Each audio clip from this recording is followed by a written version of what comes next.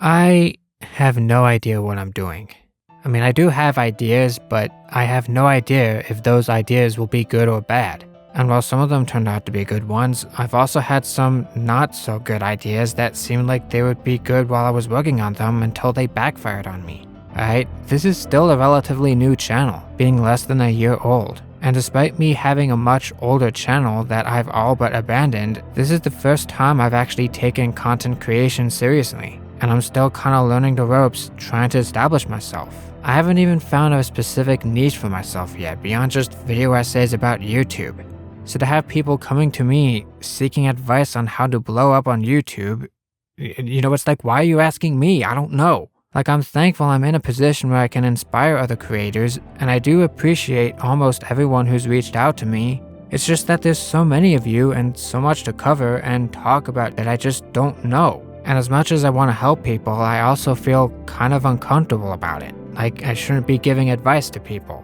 The point is, I'm not a YouTube guru, and anyone claiming to be one is lying to you. There are aspects of this job that I still don't fully understand, like how to consistently make good thumbnails and titles, or how to consistently predict topics that my audience will enjoy. Even things I think I have the hang of, like my voiceovers and my editing, could always use improvement. And at the end of the day, I don't really know how to monetize it to the point of actually making this my living. There is a lot that goes into being a YouTuber, and even though I feel more free now than I ever did on my old channel, I'm always worried I'm doing something wrong and that I'm going astray from what other people expect, which isn't exactly a position I want to speak from. And I know you could argue that whatever it is I'm doing is working out for me and that I've had an absolutely baller 2023, and you'd be right. 2023, as far as YouTube is concerned, has been my year. Just a year ago, I was considering quitting YouTube altogether. Yet, here I am, at the start of 2024, with 50,000 subs and 2 million channel views. Alright, don't get me wrong, it's absolutely insane just how far I've come in 2023.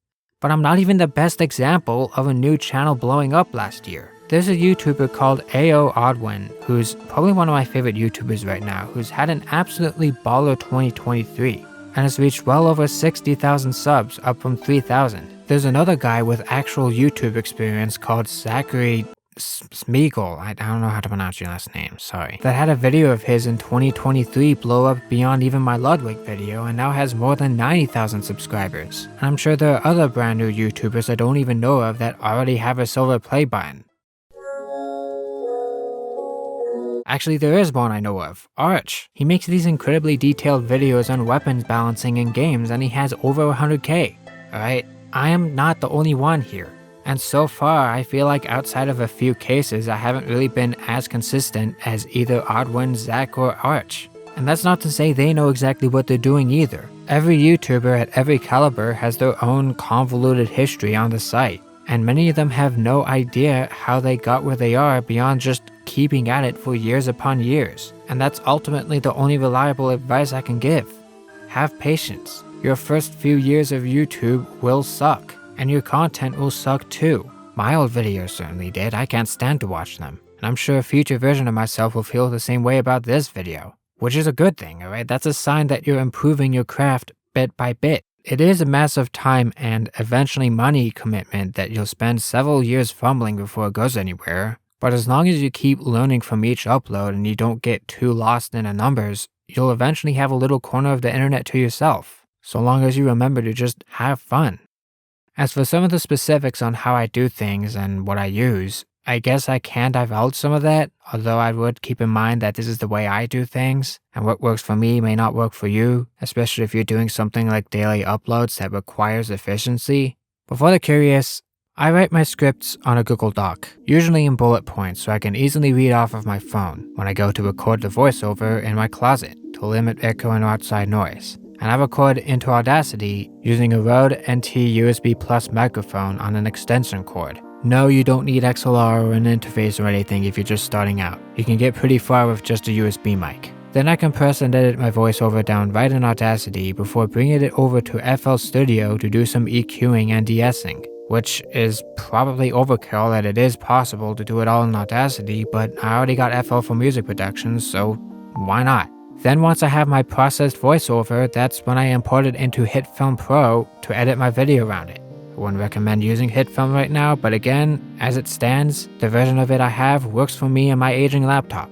As for the editing portion, for the most part, I usually forego the rough cut and just edit from start to finish, recording footage and polishing as I go. And the reason why I do it this way is because I feel it results in some emergent ideas, the kind of shot in the dark VFX shots that I love doing. Then after I do all that, I add in the ITs, then update the IT counter, add in the music and sources, export a text video, fix any issues I find, and do it again and again until I have a good final video that I'm ready to upload.